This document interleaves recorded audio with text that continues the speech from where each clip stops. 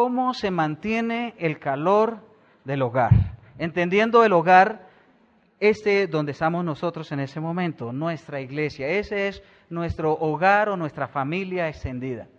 Algo muy interesante es que el hogar ha sido la cuna o el punto de partida en muchos casos de grandes empresas, de grandes personajes. Y es allí en el hogar, en casa, donde se forman esos primeros equipos de trabajo, esos primeros equipos de apoyo, donde de pronto el papá es el gerente, la mamá es la secretaria y el hijo es el ingeniero de carreteras, el mensajero. Y así suele pasar. Bien, hubo varias empresas muy importantes. Por ejemplo, Harley Davidson. William Harley y Arthur Davidson, ellos iniciaron en el garaje de su casa diseñando motores para bicicletas. Hoy día son una gran empresa de renombre. Dell. El señor Michael Dell tenía su primera oficina en su cuarto de habitación, allí en la casa de sus padres. También Jeff Bezos, el creador de Amazon, él empezó vendiendo cosas por internet desde su casa y le ha ido muy bien al parecer. Lo mismo pasó con Walt Disney. Walt, en su temprana edad, ganó su primer contrato, pero él no pudo tener una oficina, así que le tocó empezar a desarrollar y su emprendimiento arrancó en el cuarto de su propia casa también. Lo mismo pasó con Google. Google con el señor Larry Page y Sergey Brin. Ellos también empezaron en el garaje, en el viejo garaje ahí de su casa. Pasó también con Bill Gates y Microsoft y también con Apple, con Steve Jobs. Arrancaron allí en el cuarto ahí de sus casas, de la casa paterna. Pero hubo otra gran organización. No se dedicaba a la venta de automotores, pero tiene actualmente una gran movilización. Mueve personas en todo el mundo. No vende computadores tampoco, pero la información que tiene, que posee y que ofrece es la mejor información que cualquier persona puede necesitar. No vende absolutamente nada por internet, pero lo que ofrece es gratuito y es lo mejor que una persona puede recibir en esa vida. No desarrolla películas ni personajes animados, estilo Walt Disney, no, pero cuenta una historia extraordinaria que marcó la historia. También no tiene un buscador de información, pero busca personas en todos los rincones de la tierra. ¿Saben de quién les hablo? De la iglesia. La iglesia nació también en una pequeña casa. Ahí, en el comienzo de la historia, la primera iglesia se forjó en diferentes hogares a través de pequeños grupos que se gestaron cuando vino el Espíritu Santo y llenó a toda esa multitud que estaba ansiosa y esperando. Allí se gestó la iglesia. Quizá inicialmente ellos no contaban con tremendas y buenas sillas bien cómodas, donde todos se sentaban y esperaban ansiosos la enseñanza, pero sí recibían con mucho gusto la exposición de la verdad. Tampoco contaban con un tremendo sistema de audio y de audiovisuales, pero ellos entendían y comunicaban claramente la verdad del Evangelio. No contaban con un espacio adecuado para compartir juntos después de cada reunión, pero la palabra nos dice que compartían sus propios alimentos, su propia comida, con alegría y con sencillez de corazón. Hay un secreto que no es tan secreto, pero es muy grande, y que es donde se basa el vigor, el empuje, el ánimo y la fortaleza de la iglesia. Y déjenme decirles que no reside en el tamaño de sus edificaciones, en el tamaño físico de las construcciones de una iglesia. Ahí no está. No reside tampoco en la calidad de sus sistemas de audiovisuales y de sonido, que son en algunos casos muy extraordinarios. No, el secreto no reside allí. Tampoco reside en una estrategia bien buscada, bien desarrollada, para atraer a personas de diferentes clases para que lleguen allí. Allí no está el éxito o el secreto del empuje y el vigor de la iglesia. Les voy a decir, y no es ningún secreto, el secreto está en los pequeños grupos que conforman la iglesia, en los grupos de crecimiento que alimentan, que sostienen y que vigorizan la iglesia. Allí es donde radica la fuerza, el empuje, el crecimiento de la iglesia. Y radica también en un excelente y bien coordinado trabajo de equipo. Allí está lo que en verdad sostiene, mantiene y hace que la iglesia siga creciendo y desarrollándose. Y no es ningún secreto. Por eso hoy vamos a hablar de cómo se mantiene el calor en el hogar, el calor aquí en nuestro contexto de la iglesia. Yo les invito para que abran sus Biblias, aunque ahí en sus bosquejos aparece también el texto de Hechos 2, 46 y 47. Hechos capítulo 2, versículos 46 y 47. Si alguien necesita una Biblia, allí también hay algunas disponibles. Si alguien necesita, entonces les pueden acercar una Biblia. Bien, Hechos 2, 46 y 47. Yo lo voy a leer en la Nueva Traducción Internacional, para que me sigan, por favor. Dice de la siguiente manera: no dejaban de reunirse en el templo ni un solo día. De casa en casa partían el pan y compartían la comida con alegría y generosidad, alabando a Dios y disfrutando de la estimación general del pueblo. Y cada día el Señor añadía al grupo los que iban siendo salvos. Vamos a orar y ponemos este tiempo en manos del Señor. Padre amado, queremos en verdad agradecerte y agradecerte mucho, porque la iniciativa de la conformación de la iglesia salió de ti. Tú fuiste quien tenía ese secreto reservado para esta época y te plació a ti desde ese primer momento que iniciara esa gran labor de la iglesia, te plació a ti hacernos partícipe de ella. Estamos muy agradecidos, Padre, por esa gran bendición que representa para nosotros ser parte de tu pueblo, ser parte de esa familia escogida, esa nación santa que tú has adquirido.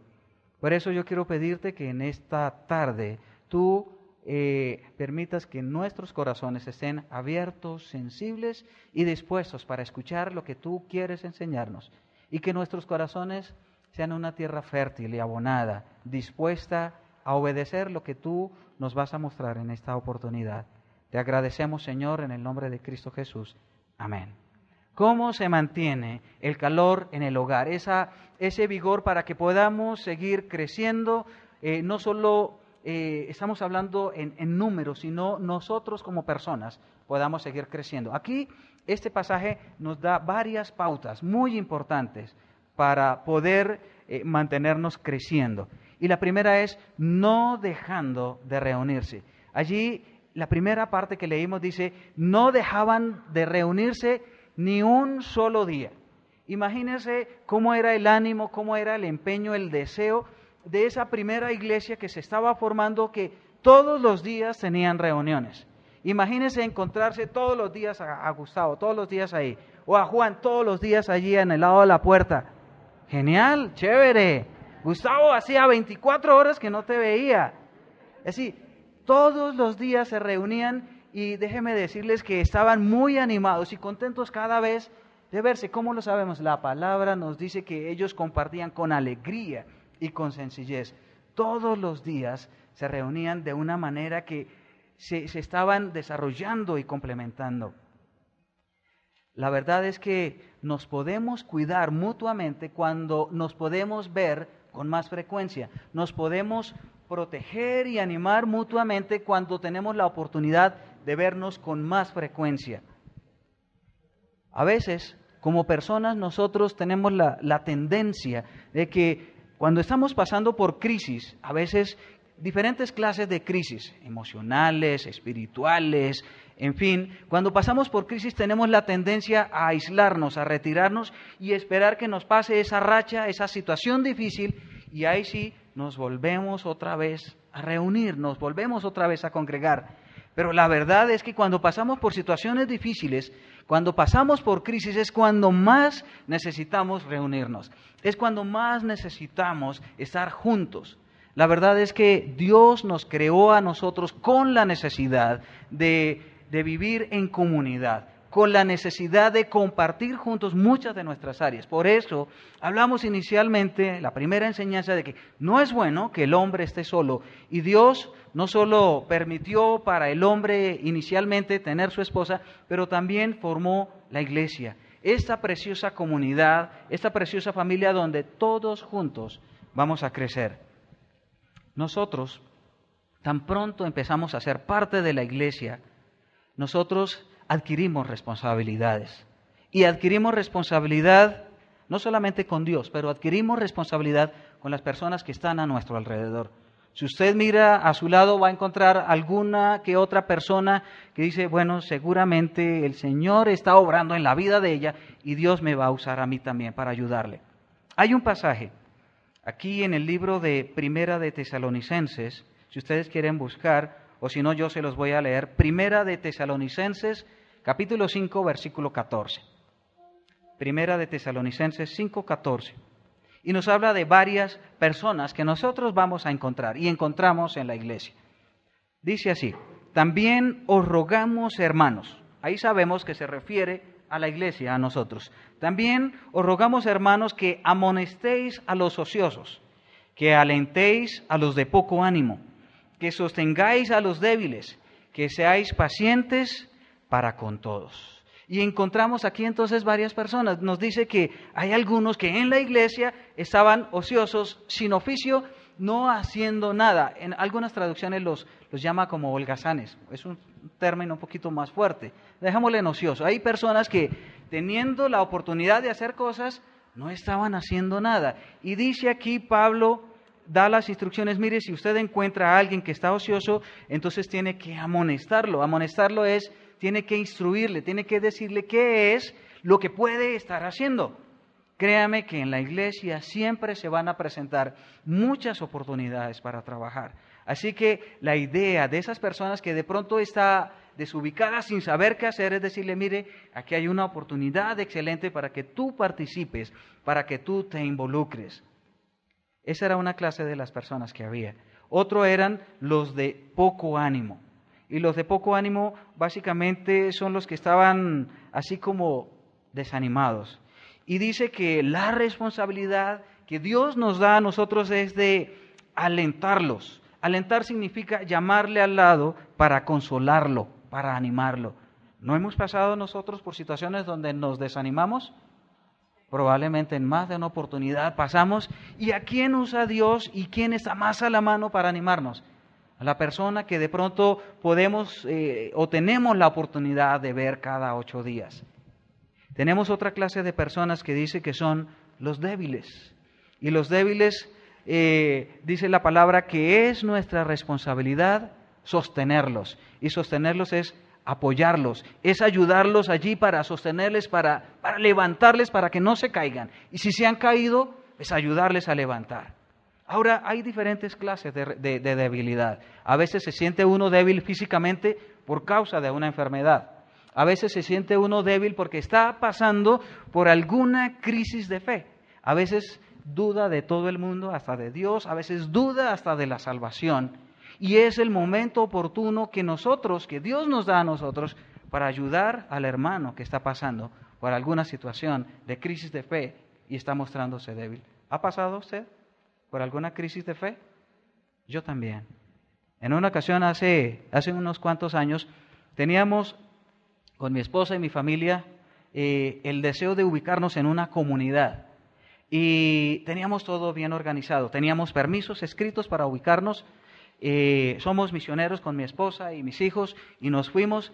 Teníamos permisos escritos, teníamos ya la madera lista para construir nuestra casa y de un momento a otro los líderes de la comunidad nos dijeron, no, ya no pueden venir, ya, no es posible, no queremos que vengan. Ellos tenían otras intenciones, después las descubrimos, y eso generó en mi vida una crisis tremenda. Yo decía, Señor, pero ¿cómo así?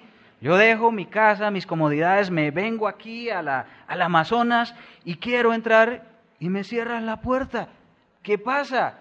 Y la verdad no logré entenderlo en ese momento. Ya después, Dios me ayudó a entenderlo. Pero pasamos por crisis también.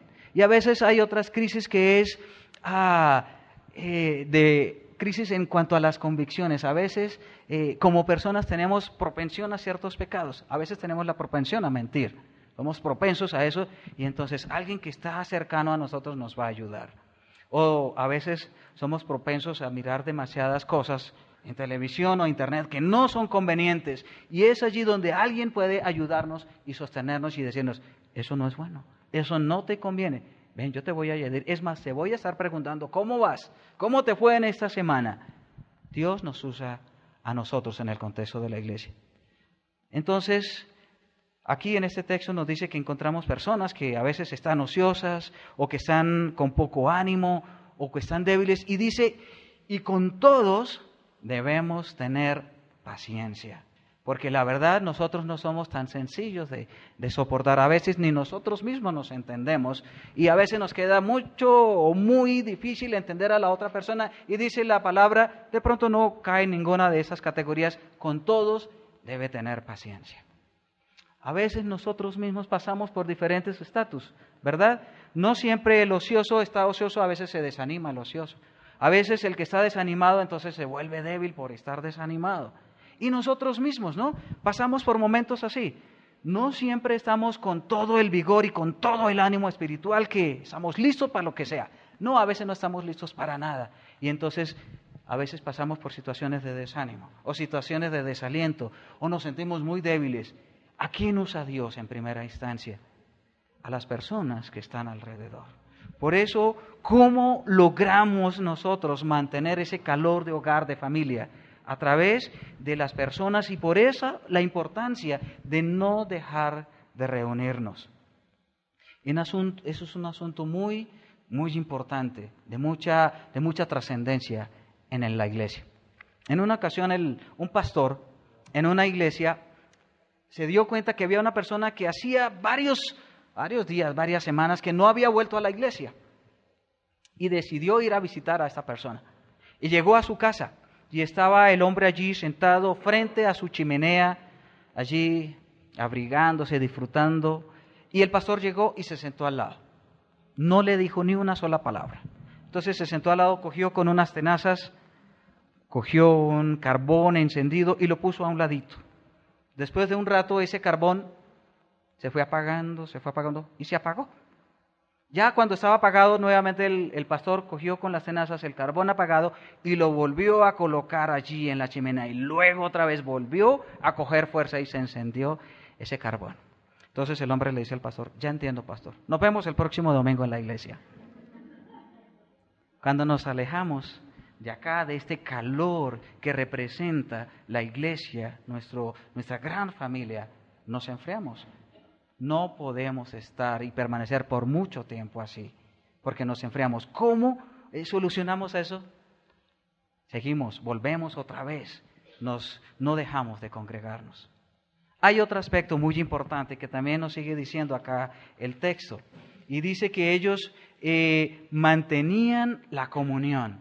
Y dice esa porción del texto ahí en el libro de Hechos, dice, de casa en casa partían el pan y compartían la comida con alegría y con generosidad.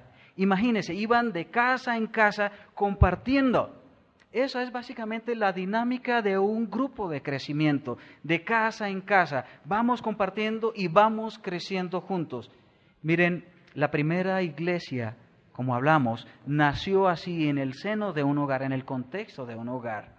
Y primero, como hablamos, ellos no dejaban de reunirse para poder mantener el calor de ese hogar. Y segundo, mantenían la comunión de manera continua, permanente.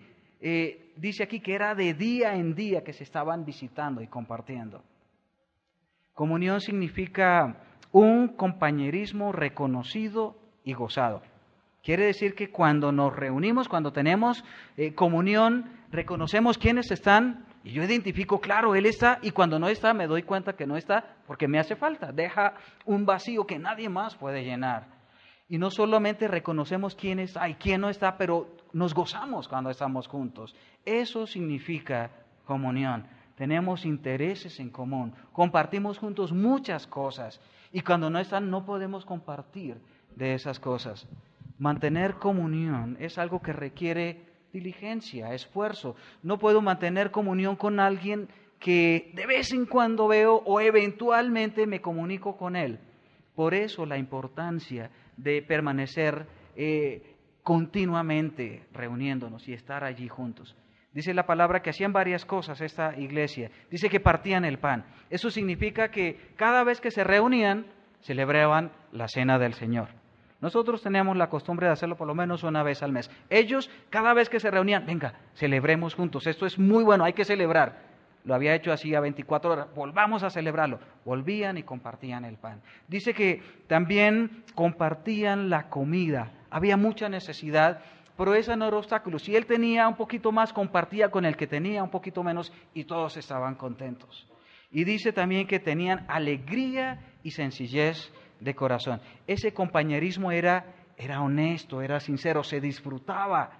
Y por eso era lo importante de volver a reunirse cada vez que se veían, cada 24 horas. Mantener la comunión es algo que en verdad nos protege a nosotros. Es algo que nos ayuda y nos previene a nosotros de pronto descuidarnos e ir a parar a un lugar que de pronto no nos conviene. La Biblia nos habla en un texto en el libro de Santiago, les voy a leer ese pasaje si lo quiere anotar, Santiago 5:19, ¿sí? Le voy a leer lo que dice ese pasaje. Dice, hermanos, hablando en el contexto de la iglesia, hermanos, si alguno de entre ustedes, dentro de los que estamos acá reunidos, si algunos de entre ustedes se ha extraviado de la verdad y alguno le hace volver, sepa que el que haga volver al pecador del error de su camino, salvará de muerte un alma y cubrirá multitud de pecados. Y dice, mire, que es hermanos, y si alguno de entre ustedes, si alguno de entre nosotros se ha extraviado de la verdad, y es probable que entre nosotros, la Confra Ciudad Salitre, alguno de nosotros se haya extraviado y no nos hemos dado cuenta. Pero dice que si alguno le hace volver, dice, va a tener, mire lo que va a tener, va a librarle de la muerte. No sabemos específicamente si es una muerte prematura por ser desobediente o por aislarse, o dejar de disfrutar de la comunión y compañerismo acá con la iglesia, pero él se lo está perdiendo. Y dice que va a cubrir multitud de pecados. En el contexto, en la comunión con las personas, entonces muchas veces las personas se dan cuenta, uy, ¿cómo he fallado yo? Cuando es confrontado con la palabra, puede llegar a reconocer, yo he fallado y no he hecho lo que Dios me ha dicho que debo hacer. Y eso se logra también en el contexto de la comunión en la iglesia. Por eso dice que mantener la comunión es el mejor antídoto para nosotros aislarnos, enfriarnos y de pronto ser arrastrado por diferentes creencias, corrientes, doctrinas que en verdad cada vez están proliferando más y que están atentando contra nosotros. Así que si queremos mantenernos protegidos, si queremos mantenernos en un lugar seguro, el remedio, y ya tenemos dos por el momento, ¿se acuerdan? El primero, no dejar de congregarnos. El segundo es mantener o manteniendo la comunión allí, aquí en el contexto del hogar, que es la iglesia. En una ocasión, y a veces eso de reunirse no es tan sencillo, ¿no? Sobre todo los domingos por la mañana cuando uno quiere dormir un ratico. De pronto ya han escuchado esto. Pero en una ocasión la esposa estaba llamando al esposo el domingo por la mañana. Levántate, levántate, mira que ya es hora. Y el esposo no se quería levantar. Y después de la insistencia de la esposa le dice, bueno, dame 3 razones por las que yo me deba levantar. Primero le dice la esposa, bueno, es que hoy es domingo.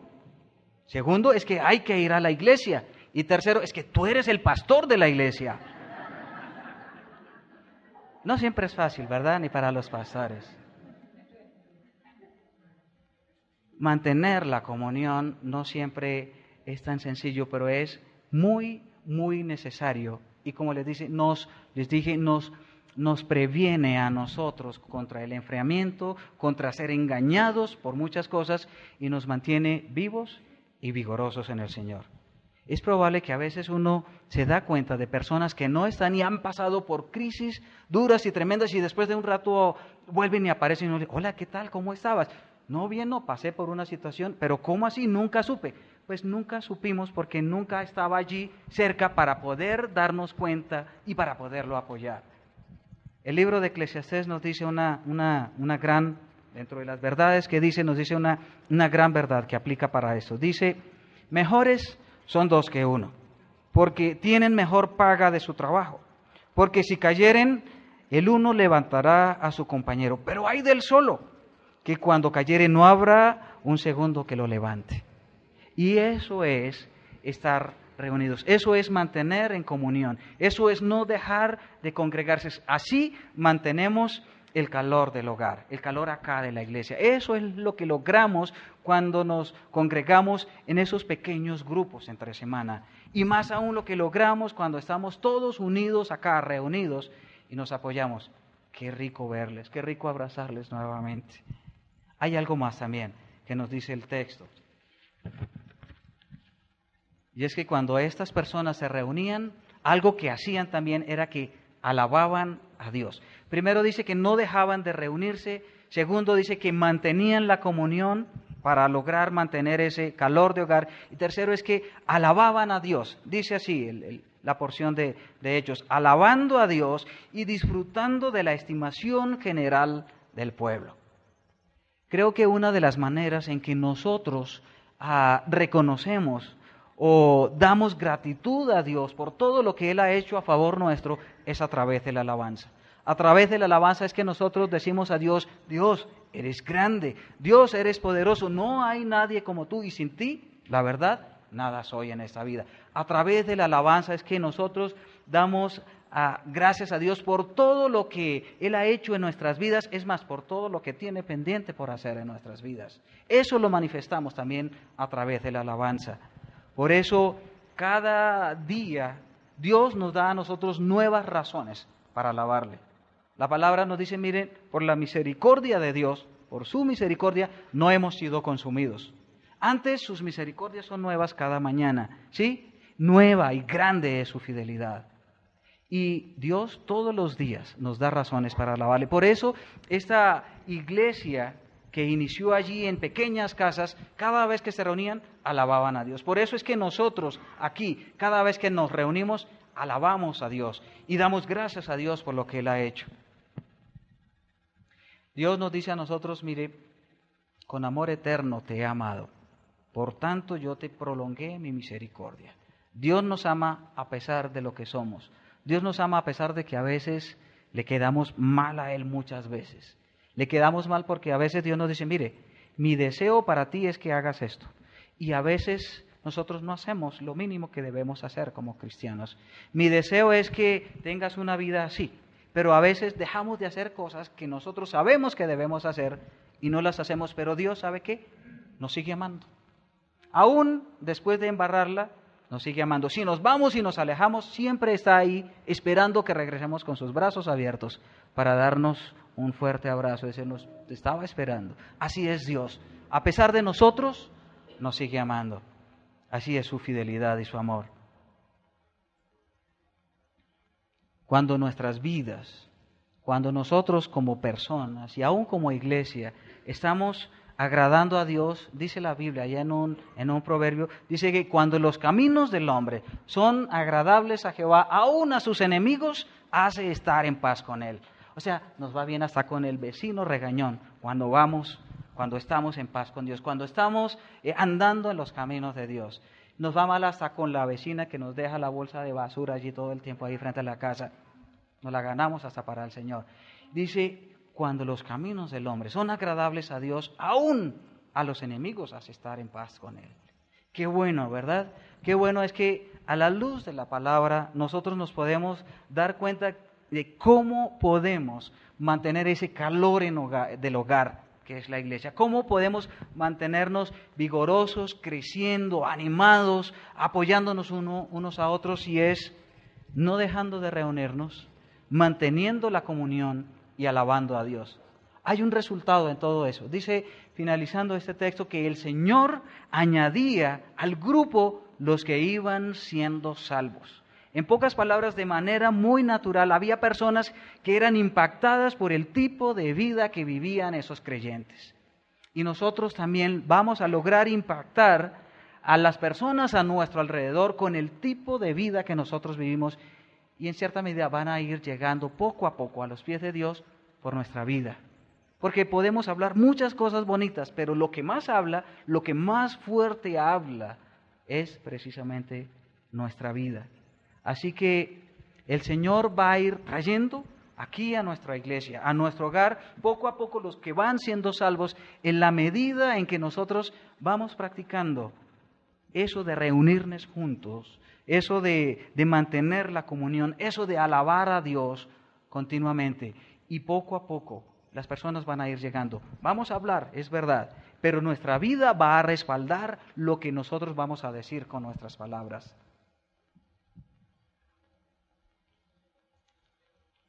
Yo le dejo unas preguntas de reflexión allí al final para que las tengamos en cuenta. Y la primera pregunta es: ¿disfruta usted de la compañía de los demás cada vez que nos reunimos como comunidad? ¿Usted disfruta cuando ve a una u otra persona que de pronto hacía mucho tiempo no veía? Y yo sí la disfruto. A veces cuando no vienen, uno dice, uy, parece que alguien faltó, y sí, y siente uno un vacío. Alguien dijo en una ocasión, miren, las personas te necesitan, no solo por lo que tú puedes hacer por ellas, sino por lo que sienten por ti. Sentimos algo muy especial, y a veces cuando alguien no viene, sentimos un vacío, y es porque es un vacío de afecto. Nos hace falta alguien para expresarle nuestro afecto, porque le extrañamos, deja un vacío ahí en nosotros. Otra pregunta que le hago es, ¿qué hace usted para promover la comunión con los demás? La comunión es algo que se promueve, es algo que yo busco y yo procuro, yo genero la oportunidad para tener comunión. En nuestra iglesia tenemos más de 35 grupos de crecimiento, muchas oportunidades, y por eso estamos diciéndoles, mire qué rico, mire lo que de pronto se está perdiendo cuando no está en un grupo. Así que buscamos oportunidades para tener comunión, y por eso la serie que estamos desarrollando es Todos en Grupo, cuidados para cuidar. Somos cuidados por Dios, en medio del grupo nos cuidamos y a la vez tenemos oportunidad para cuidar a otros también. Y la otra pregunta que le hago es, ¿alaba usted a Dios sin importar las circunstancias, aunque a veces pueden ser adversas? A veces alabamos a Dios cuando las cosas van bien, pero ¿qué tal cuando las cosas están así como complicadas? Como que no entendemos, y no solo están complicadas, sino que uno no les ve fin a las cosas, como que no le ve fin a las crisis, como que uno dice, bueno Dios, ¿y qué pasó? ¿Te olvidaste de mí? ¿Será que alaba a Dios allí? Es una buena oportunidad para alabarle. Dios nunca se ha olvidado de usted. Y no va a haber un solo momento en que se va a olvidar de usted. Es más, no va a haber un solo momento en que lo va a descuidar. No lo hay. Así usted crea o piense que Dios se olvidó de usted. Desde que usted sea su hijo, olvídese. Y lo va a tener ahí en las malas y en las buenas, como decimos, para las que sea. Así es Dios con nosotros. No nos va a abandonar. No importa lo que hagamos o lo que dejemos de hacer, pero si hacemos lo que Dios nos dice, nos va a ir mejor. Vamos a orar y damos gracias a Dios por su palabra. Padre, yo quiero agradecerte muchísimo, porque eres un Dios extraordinario. Gracias, Padre, porque tú no nos escogiste porque hayas visto en nosotros algo extraordinario. Claro que no. Realmente fue por tu gran misericordia. Gracias porque nos has amado aún a pesar de tantas cosas que nosotros hacemos, que en verdad no son muestras de un amor de nosotros hacia ti. Padre, gracias porque tú has establecido planes para nuestras vidas, y los planes que tú tienes para nosotros no son cualquier plan, son los mejores planes. Realmente nosotros no podemos superar con nuestras intenciones y con nuestras fuerzas los planes que tú tienes para nosotros. Padre, gracias porque las intenciones que tú tienes para nosotros son las mejores. No hay nada oculto, escondido detrás de cada situación por la que nos permites pasar. Gracias porque tú nos amas a nosotros y en ningún momento vas a renunciar a nosotros. Claro que no. Estamos muy agradecidos contigo por esta comunidad que tú nos has dado. Estamos muy agradecidos, Padre, porque en medio de esta congregación, de este pueblo tuyo acá, nos animamos unos a otros, nos protegemos unos a otros, nos extrañamos también unos a otros. Padre, estamos contentos de llamarte Padre porque tenemos una cantidad de familia que es extraordinaria. Y gracias también porque nos usas a nosotros para hacer mejor a nuestros hermanos, a nuestros compañeros. Gracias porque nos nutres a nosotros, nos alimentas también, para que nosotros tengamos con qué compartir con los demás. Padre, eres bueno y estamos contentos contigo y estamos muy contentos por la iglesia donde tú nos has colocado. Eres un Dios extraordinario y no nos vamos a cansar de darte las gracias y de alabarte por lo que eres, porque nos amas a pesar de nosotros mismos. Muchas gracias, Padre, por todas las bendiciones que nos das. Y gracias, Padre, por tu palabra, que es una fuente de alimento para nosotros, que nos nutre, que nos ayuda, que nos consuela, que nos desafía también. A veces nos golpea, a veces nos consuela, a veces nos llena de gozo, a veces nos genera quizá pensamientos encontrados, Padre, pero lo que tú quieres a través de tu palabra es que seamos mejores cada día, mejores para ti, para los planes que tú tienes para nosotros, que siempre son los mejores. Te agradecemos, Señor, en Cristo Jesús. Amén.